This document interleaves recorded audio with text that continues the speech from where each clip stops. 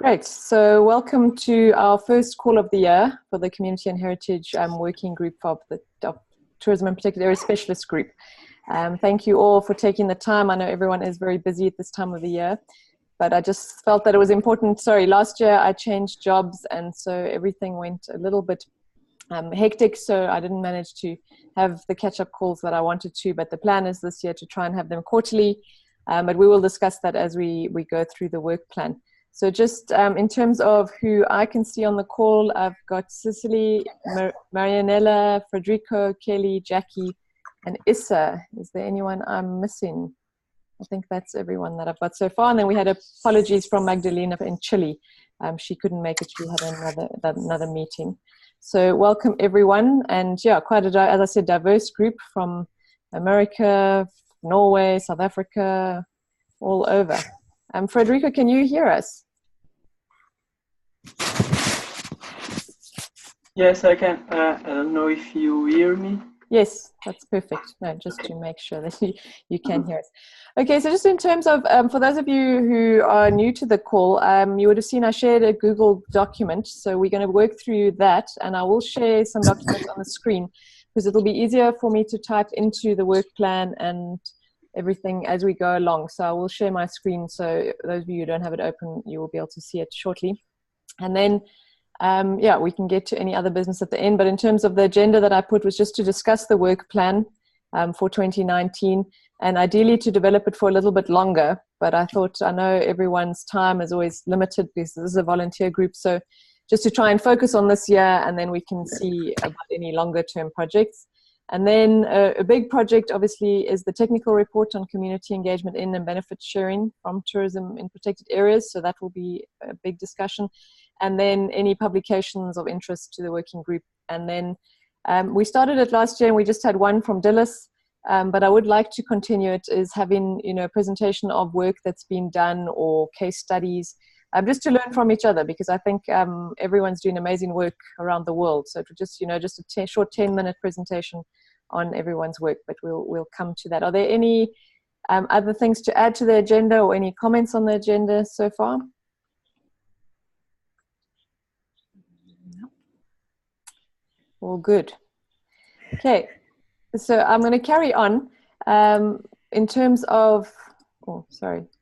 I just wanted to, so we had to submit to the WCPA terms of reference for our groups and more details on that. So I just wanted to share that with you. We had to do it in quite a short time frame, so I didn't have time to share it with the group to get comments, but we can always adapt and send a new version if we'd like. So feel free to add. I'm just going to read them. They are on the Google Doc as well. So the terms of reference were to develop a global network and related database of experts working in the area of community engagement in and benefit sharing from tourism and protected areas, to provide technical advice where relevant on engaging communities in tourism and protected areas, heritage, protection and conservation, and various suitable benefit sharing processes and models where IUCN's advice is sought. Communicate best practice examples of engaging communities in tourism and protected areas through case studies, webinars, and the TAPAS newsletter. And then to work with other WCPA specialist groups and task forces, IUCN commissions, and partner organizations to promote greater engagement of communities in and benefit sharing from tourism and protected areas. And then the final one is to produce a technical report on best practices for engaging communities in and benefit sharing from tourism and protected areas. So essentially what the WCPA was looking for was to try and understand why TAPAS had formed all these different working groups, and we try to explain that there, you know, was a need for specialist groups within the tourism and protected areas specialist group. So the idea with this working group is to really provide technical advice, and if IUCN is looking for specifically information on engaging communities, that it would then contact our specialist group. Are there any comments or queries or additions to the terms of reference? Do you feel that that is what this group should be doing? Yeah, anyone? Anything to add? I know it is all a lot, and some of you might not have had time to review it. So please feel free to start, you know, an email exchange. So what we've done now with the working groups is that we do email the whole TAPAS group, but just put in brackets at the heading, Communities and Heritage Working Groups, so that people know that it's specifically related to that. So for those who are not interested, they can just delete those emails. But just to keep, the idea was that new members could then see what groups were doing what, and people who maybe didn't want to join the group but were interested could still see the news going through the TAPAS group. But I think that, yeah, I mean, I kept the terms of reference quite broad in a way just to make sure that we covered everything, but didn't, get too broad either. So if there are no comments on that, I'm going to move to the work plan, which is also in the Google Doc. But I'm going to open the work plan on my screen as well and share it.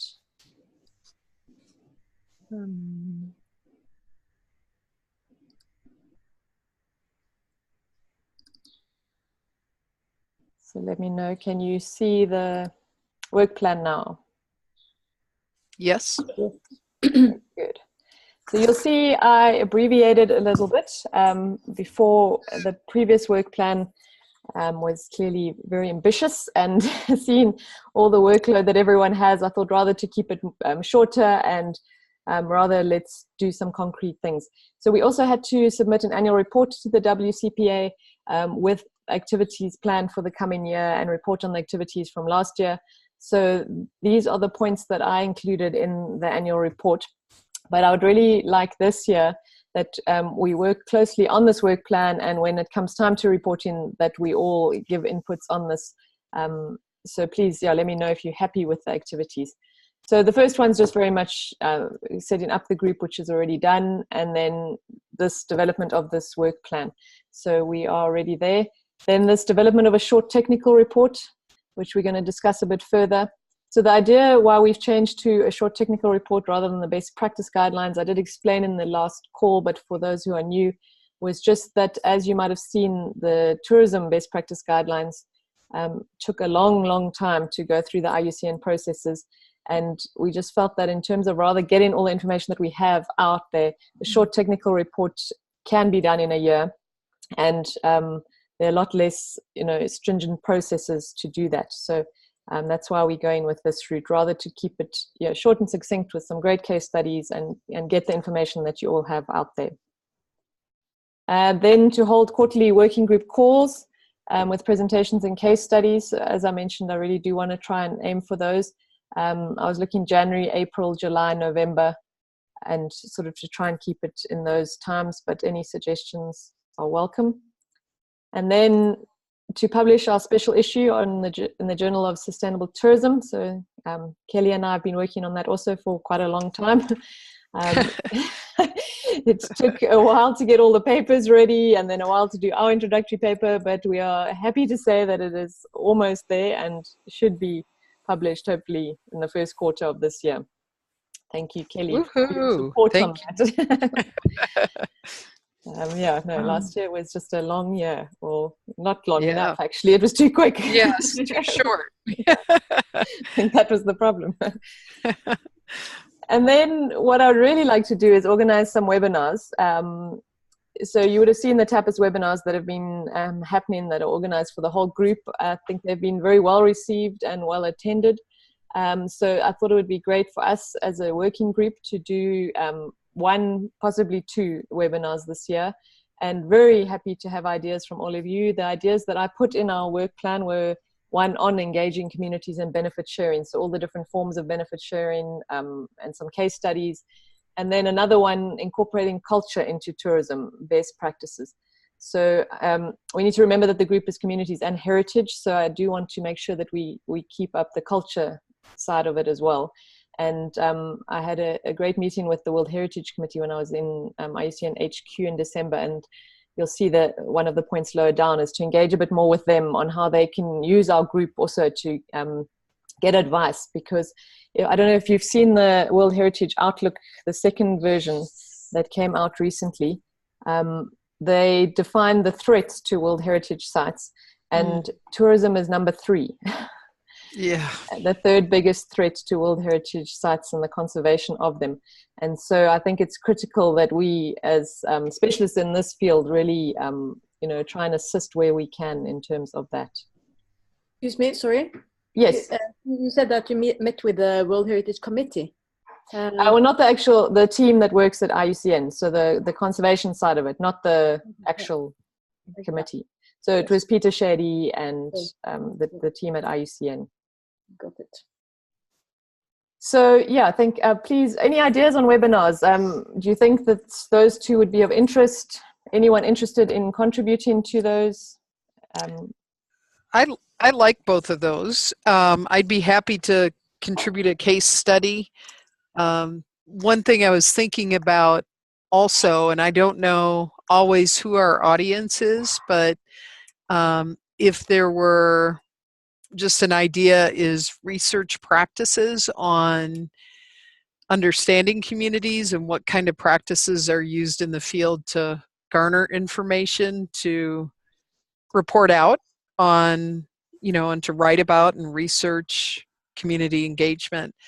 So I thought maybe there is an audience out there. I attended a workshop in Jeju Island, and it seemed like from all the communities that were represented there from Southeast Asia that just understanding techniques and strategies to actually engage communities and get information and share information was a need. Like they really, most people don't have a research background, and they were kind of looking for practical techniques and strategies to get out in the field and understand their communities better. I think that's great, Kelly, because I think a lot of the people that are in this group are practitioners, and I mean, there's a combination of practitioners and researchers, and I think it is critical if we want to work with communities to understand them. So yeah, I don't know how anyone else feels, but I think that's a great idea. Any other thoughts? Yeah. I would also like to contribute. I'm not sure if maybe this year is a bit premature, but I would like to inform that in October I became a probationary PhD student with the Institute for Leadership and Sustainability of University of Cumbria, and my focus will be on how to improve practice, and specifically in implementation of the convention in context of climate change. And I'm specifically looking to mechanisms such as community currencies, as a mechanism allowing communities and professionals to exchange studies, complementary means of exchange. I'm in the process of formulating my research proposal, and I'm doing this part-time, so it's taking a bit of time. But I think this group could be an interesting forum to discuss some of these ideas. I know that, or I believe that very little, if anything, has been done on monetary innovation and complementary currencies and peer-to-peer system and incentive system and those things. So that would be interesting to have a discussion with you and get some feedback from you on that, shaping my research proposal, and then maybe down the line a more wider audience to look at how they could be used to incentivize various type of exchanges and encouraging various type of efforts. Thanks, that's great. If you could add in the notes more details on the topic, that would be great. And then I think ideally maybe email, with the communities and heritage heading, and ask for people who would be interested in adding, or who have expertise and who could add into the proposal and give you support on that. Yeah, I think that's a great tool in terms of how this group can assist, is things like that, experiences on research that is required and needs. And yeah, certainly an idea maybe even is to develop a list of ideas of research that's required to maybe share with universities, because I know I deal with some universities here in Africa, and yeah, students never know what to research, and there's so many things that we working in the industry know that needs research. And I think everyone in this group has got an amazing amount of experience in terms of research ideas and needs. So So if you could just add, I've put at the bottom of the table I started, but I don't captured anything. So if you could just add, that would be great. I will. So big screen. Okay, let me go back to the work plan. Oh, sorry, now you're seeing my Skype. Are you still seeing the work plan, or have you? Yes. Oh, okay. That's interesting. I can work on my screen and you see something else.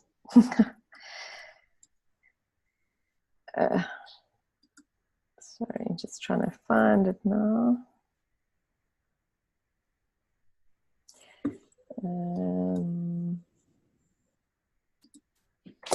Got it. Okay. So great. But in terms of the webinars, is there anyone else on the call who would like to participate in terms of sharing a case study or contributing? I've got Kelly as a case study contribution. I would. This is Jackie. Thanks, Jackie. So I agree this aspect of research practices in understanding communities, but my research right now specifically is looking at community engagement in a multifunctional landscape. So we're trying to figure out which is the best way communities can work in tourism alongside alternative livelihood options such as, you know, agriculture, forestry, all within a landscape that's considered protected.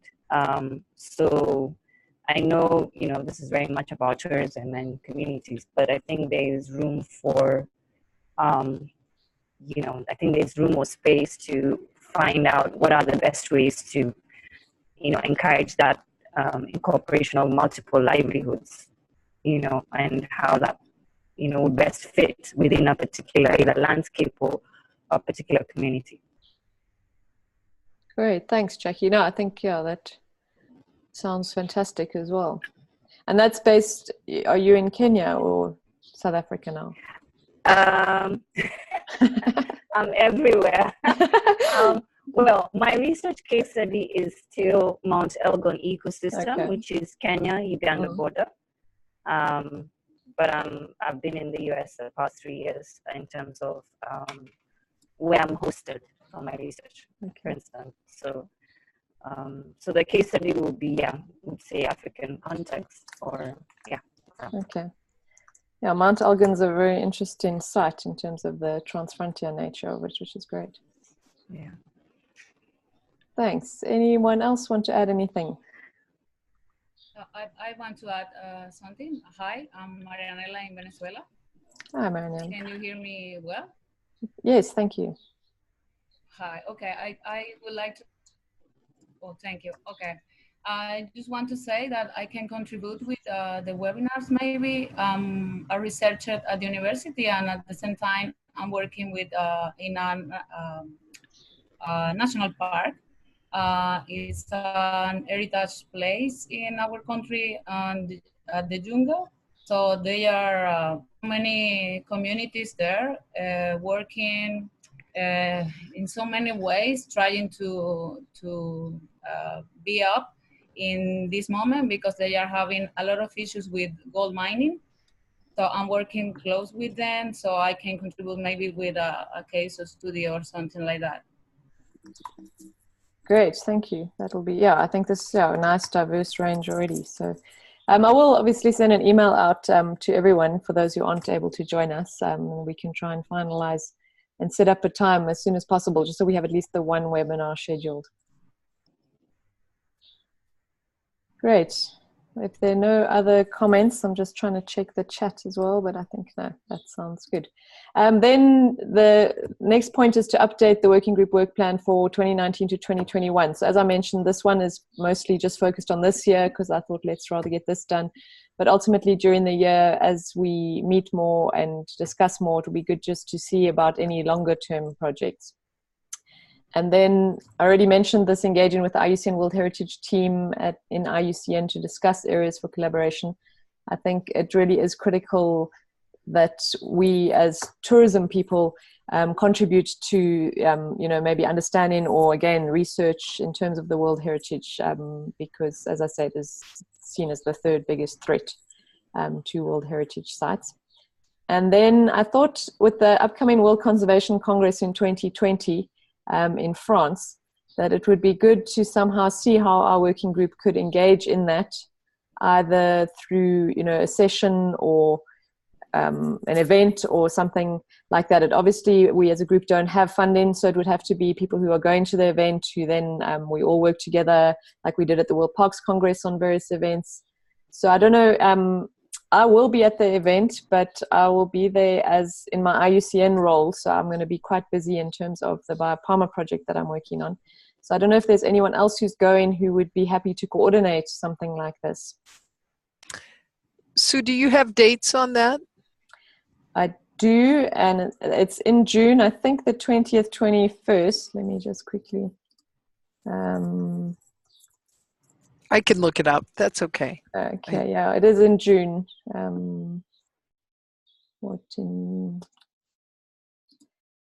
just got the page coming now. In Marseille.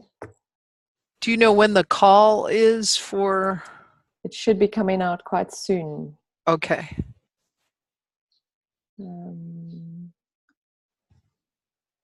11th to the 19th of June. Great.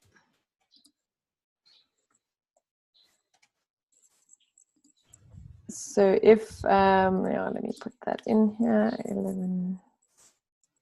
Yeah, if anyone is going to be going and is interested, as I say, I will be there and I'll certainly participate in any group activities as and when I can, but I don't think I'll be able to lead on this. So you can give it some thought.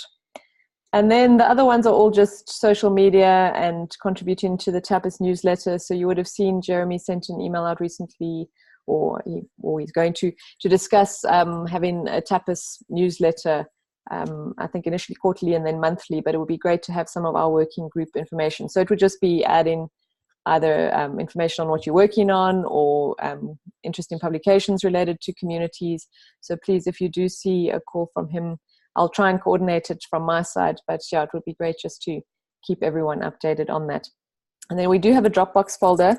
My Dropbox keeps on getting full, so I haven't been using it, but the idea with the Dropbox folder is also just to have resources there as needed. But Jeremy is also looking at somehow being able to have something for TAPAS as a whole on the IUCN site in the portal. So I'll keep you updated on that, because that will probably be more accessible, and we can try and use that. Are there any other comments on the work plan? Anything you think is glaringly missing, or does it seem like enough to keep us going but not know us? Definitely enough to keep us going. Yeah, but manageable, I think. Yeah, for sure.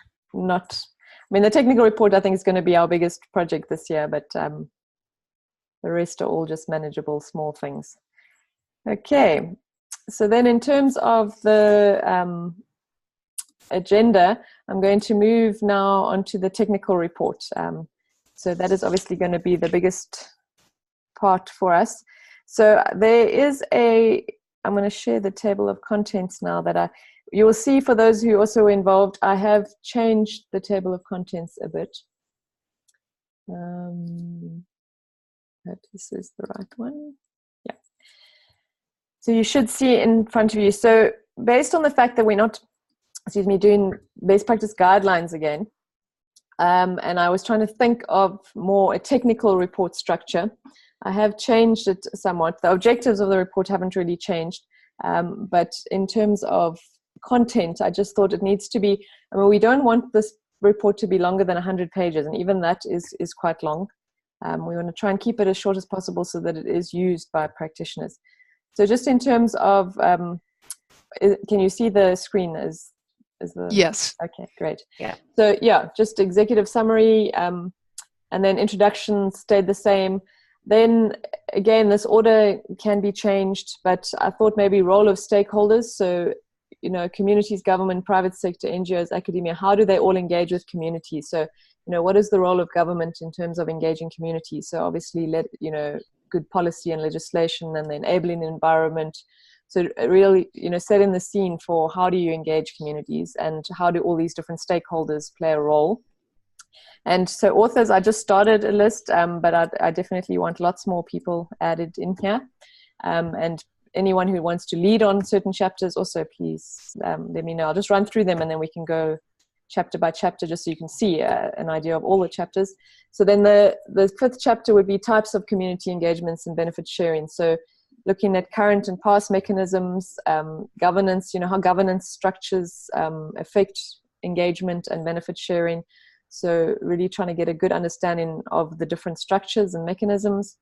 And then Chapter 6 can either be incorporated into Chapter 5 or a separate chapter, was factors impacting community engagement. So, I do think it's quite related. So again, the governance structure of the protected area really affects whether communities are engaged or not. So whether it's a, co-managed area or delegated management, or, so, really having maybe quite a clear list of factors impacting, because, so for me, a technical report needs to be really easy to read by practical practitioners. And then challenges with it, what are the challenges with setting up community engagement and benefit sharing mechanisms, and then best practices. So looking at all the types and what have been cases. So throughout the whole technical report, there'll be little case studies from different regions. So each chapter can have at least 2 case studies. So I think that's the greatest way to learn in terms of a technical report. And then future research. So what would we advise as a group, for other people to research, and then the usual appendices and glossaries and resources. So any comments on the change structure? And so before, I don't know if you remember, we had the how to engage governments, how to engage NGOs, how to engage private sector, and how those relationships work. But I thought that it's rather better to take the actual mechanisms and look at those and challenges and best practices as a whole, rather than separating it like we did in the original best practice guideline structure. So any comments? Yeah, go ahead. Just a question. Which main mechanisms have you identified that you want to focus on? Well, there's employment, equity, that was what more I was looking at. So in terms of benefit sharing, you can share benefits. So you can also share benefits, tangible benefits, intangible benefits. So empowerment, capacity building, training, equity, employment. And then in terms of engagement, you've got, again, joint ventures with equity, or co-management or ownership. So it was very hard because community engagement and benefit sharing are very linked, so in terms of we can't separate them, but it would be good to look at, because engaging communities and them benefiting don't always go hand in hand. Certainly not in Africa. Ideally they do, but then how do you know? And that will be the factors impacting or the challenges. Yeah, Jackie. Did you want to say something? Sorry, you lit up. I just wanted to volunteer to take on the 5 and 6, the factors impacting community engagement and benefit. 6 and 7, and challenges, if they're going to be dropped into one. Going to be combined into one chapter. So, yeah. Great, thanks. So I'll put you down there. So I wonder if is there room in this one, in this technical report, to look at how, like, the community engagement actually benefits protected areas? Are we looking at the reverse, that there's different types of support mechanisms that actually benefit protected area management? Yeah, I think that could come into either chapter, the introduction, or the types of, which types of engagements benefit conservation more, literally sort of a pros and cons of the different engagements. And so, yeah, I think that certainly should be included. So if that were the case, I'd be happy to either add to the intro on the types of support groups that we have through NGOs that help communities, but also communities adjacent to protected areas in the U.S. And also interested in looking at a lease for conservation agreements that we have in Fiji, for example, as a mechanism. So it could be a case study, and that may fit in 5 or 6 or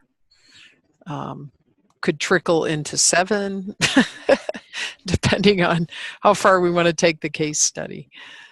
No, that's great. And sorry, I should have actually gone a bit down because I did have some case studies from the original report. Oh, yeah. And obviously have to check whether these people were still interested. So Dan wanted to do something on Canadian community engagement with Aboriginal communities on park planning and management. Judy mentioned the Maasai community conservancies from participants to partners. Seema said she's got a number of Indian case studies, and then Suzanne from Jamaica, Jasmine and Robert from Brazil, and then Michael said he could do something around Kruger National Park, which is an interesting one, because it's quite a massive hotel development adjacent to the Kruger National Park.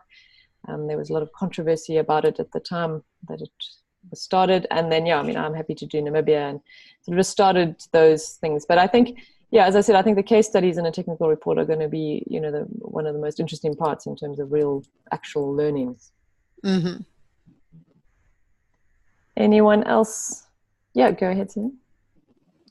Another case study that might be interesting is the Lake District that has developed the Lake and applying the Lake District Pound, which is a complementary currency operating within the World Heritage Sites. It's relatively new, and I don't have any data, but I'm planning to make it one of my case studies in my research. So that could be a potential case looking at complementary community currencies specifically. Great.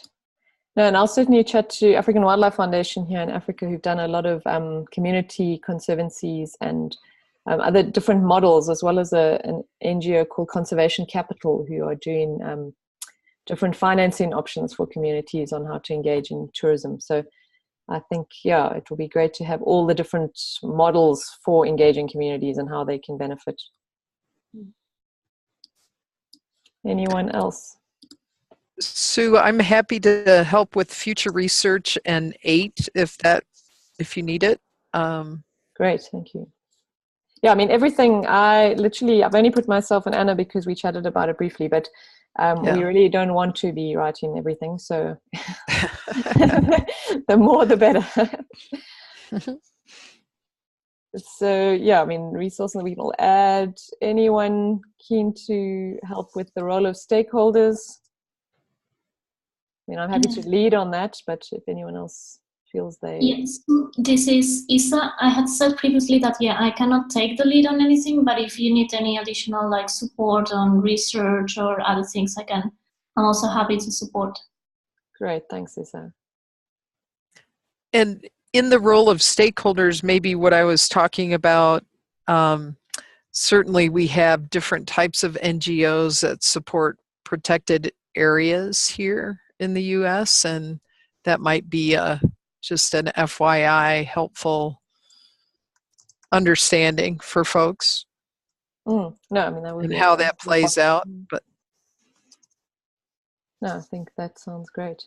Yeah, again, what I'll do is share, I'll sort of add to this based on our discussion and then share. And I really would like to finalize authors and everything by sort of the middle of February so we can, and then I'm going to do a whole timeline. I think I did start one. But I'd like to give timelines so we can, because the IUCN review process, it does still need to be reviewed by IUCN, and that can take a bit of time. So I would like to try and, because it's not a long, very long report, we can try and get it done to have it reviewed by August, if possible. So ideally, it would be great to launch this technical report officially again at the World Conservation Congress, and we can try and organize an event. So that's sort of the goal I'm going to work back from when I do the timeline. And maybe also when I've done the timeline, it might be easier for people to see if they've got time to fit in. But I think the more members we can engage in this, especially even if it's just a case study, I think that'll be great. Okay, is there anything else? I think that was all. Yeah, so and also, I don't know, Kelly, I had you originally down as a potential main editor of the whole document. What is your Sure. schedule? Is that still fine? Yeah, that's fine. I think that sounds was great. Again, it was a long time ago when we discussed this, but sort of to be sort of a backstopping team was going to be myself, you, and Anna originally. Okay, But sounds great. Okay. Anyone else would like to be part of that, or are you happy just to contribute smaller parts? Because the backstopping team will be overseeing the whole report. All good. Okay, we are making good progress and good time. So we've still got 20 minutes, but let's see what else we have on the agenda. Yeah, so I did put I started a timeline and activities in the, also in our Google Doc, but I need to revise that and just make sure that it's feasible, and also need to just check with IUCN in terms of the review, how long they need. So in terms of publications, I already mentioned the Journal of Sustainable Tourism special issue that will be coming out, and obviously we will announce as soon as it is published. You would have seen some of the papers already being shared as they've been published. But anyone else working on any documents that would be of interest to the working group, or know of any, like to share any information?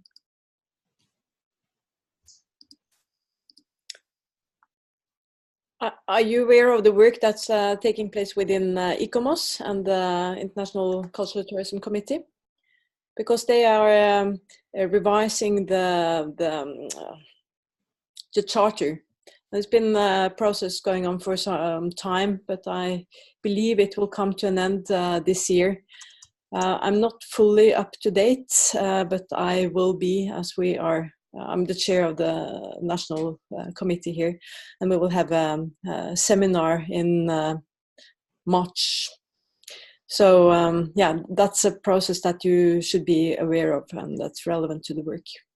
Okay, what exactly is that? I wasn't aware. I'm not aware of it. ICOMOS has an international committee on cultural tourism with a set of national committees, and they have a cultural tourism charter from 1999. Graham Brooks was one of the authors of that.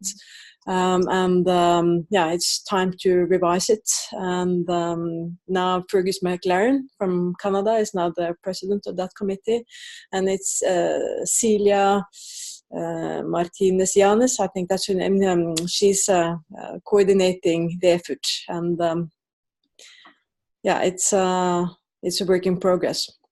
Okay, great. Yeah, again, if you could just add some details on the Google Doc, that would be great. Anyone else? Some work. So the economics working group within TAPAS, is also working on sort of financing of protected areas, which I do think is also relevant to our group. So we will obviously see when they share that best practice guideline as well. Or it's a technical report. Sorry, go ahead. Oh, yeah, I'm having trouble hearing you clearly. Can you hear me clearly? You sound a little bit jittery, but we can hear you. Okay, that's better. Maybe I'll stop moving. I'm going to ask a bit of maybe what a silly question, but the technical reports that IUCN prepares, I just wanted to know, are they directly distributed to governments and policymakers? The reason being is I recently went through a process of training for scientists getting actively involved, scientists and researchers getting involved in policy making in a direct manner, i.e. taking your either reports or publications and reframing them for policymakers who may not be technical experts. So the reason I'm asking that is just as you said, that's an area I'm now exploring. So I wrote a policy document for the research I did for my PhD from Mount Elgon ecosystem, and I'm now looking to distribute it. And so I'm looking forward. I just want to find out maybe that's already going on in this case, or is there sort of room to bridge that gap? Because you know, there's always a difference in terms of reports are churned out and published, but what does it mean in terms of being absorbed by policymakers, and hence actual change is created? Yeah, I mean, I think that's a very valid point. So the program that I'm working for now at IUCN Biopharma, one of or our main aim is to move from knowledge to action. So to try and take policy, to try and do sort of decisions made with data and moving towards influencing governments through policy and various data products and data services. So I think it is critical. And for me, this technical report, the idea with the best practice chapter would be then to try and maybe take it and summarize it into a short policy document or an infographic or something that could be shared. This group specifically, we don't deal directly with governments other than in our own private roles, but I would certainly use that report in terms of my biopharma work, because we had inception workshops in Eastern and Southern Africa, and requests from government in both regions was, you know, wanting information on communities and how to engage communities. And we're going to be doing a lot of capacity building on taking protected area staff and training them to engage with communities and vice versa. So I think it's going to have to be more, you know, individuals working in different areas. And we can see, I mean, I'll chat to Anna as well in terms of, you know, WCPA as a group. All the regional forums are coming up for IUCN now. So, you know, those kind of, certainly the World Conservation Congress. I don't know if you all know about the African Protected Areas Congress coming up in November as well. And that would maybe... I don't actually. Okay, so there's an African Protected Areas Congress going to be in Nairobi in November. And yeah, so that we could also maybe look at having, I will also be there with biopharma work, but we could look at maybe doing something specifically on communities and tourism related to that. So the idea with this African Protected Areas Congress is, you know, there's always been an Asia Protected Areas Congress and a or Asia Parks Congress, and there's now the Latin America and Caribbean Parks Congress coming up shortly. But Africa's never had a consolidated voice as a continent to prepare for the World Parks Congress, so that's what this meeting is about. Yeah, they literally sent the save the date recently, so there should be more information shared on that. Okay, great, thank you. I'll look more into that. Yeah, thanks. Yeah, sorry, I just want to read for Frederica's. Share the link. Okay, certainly. I will share the save the date and the information with you all. Well, actually, I'll share it on the TAPAS group, actually. That's a good idea. Then anyone who's interested. Are any of the South Americans on the call going to the Latin American Caribbean Congress?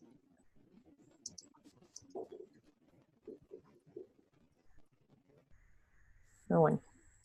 I think that's in March. You have to be Spanish speaking though, because the Congress is going to be in Spanish apparently. Is there anyone interested to do a short presentation case study like Dilys did on our one call for the next call, which yeah, we sort of thought April, but anyone who has work they'd like to present? It really doesn't have to be anything formal, you know, just a couple of slides just to discuss. Anyone interested to do something like that? We'll sue if no one volunteers. I was going to say, don't all shout at once. We did a study outside Theodore Roosevelt National Park with communities using appreciative inquiry, and I could report out on, I think the interesting part is how it worked and what we garnered from that that work that we did. So I could do that, but if there's somebody with certainly something more interesting, I'd back off as well. No, that sounds very interesting.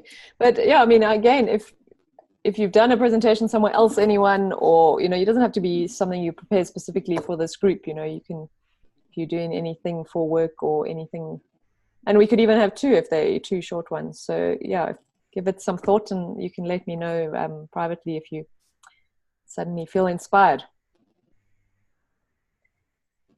Great. So in terms of the agenda, we've gone through everything. Is there any other business or anything else? Any other upcoming events or anything anyone would like to discuss, bring to our attention?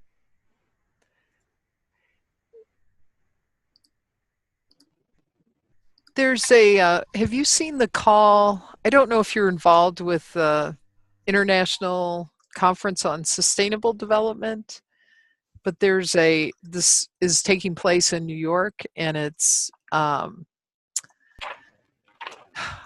can send the call out, but the call is very relevant to the work that folks do on this call. And it's really, I think the title of this particular conference is Good Practices, Models, Partnerships, and Capacity Building for the SDGs.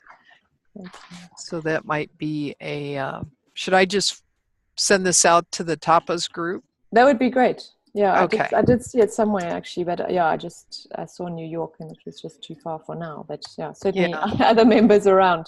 No, it did look very interesting. So yes, if you could share that, that would be great. Thanks, Kelly. All right, sure. Anyone else? Anyone who's new, who has any questions generally, please also feel free to add any comments. Let's see, we have someone else on there. I don't want to pronounce your name incorrectly. Homogens. Can you hear us?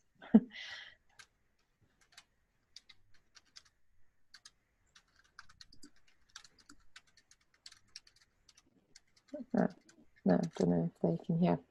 No, well, thank you, everyone.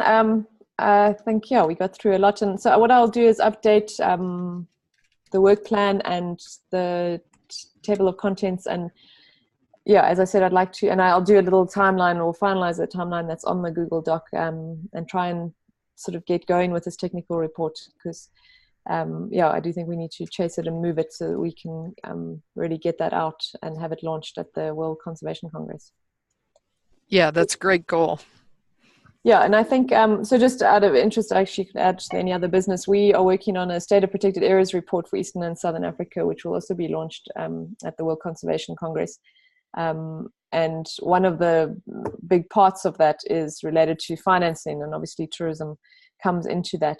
And so just certainly from an IUCN side, being involved now in it directly, there is a lot of interest at IUCN related to tourism and looking at tourism more in terms of a threat and a good thing for protected areas.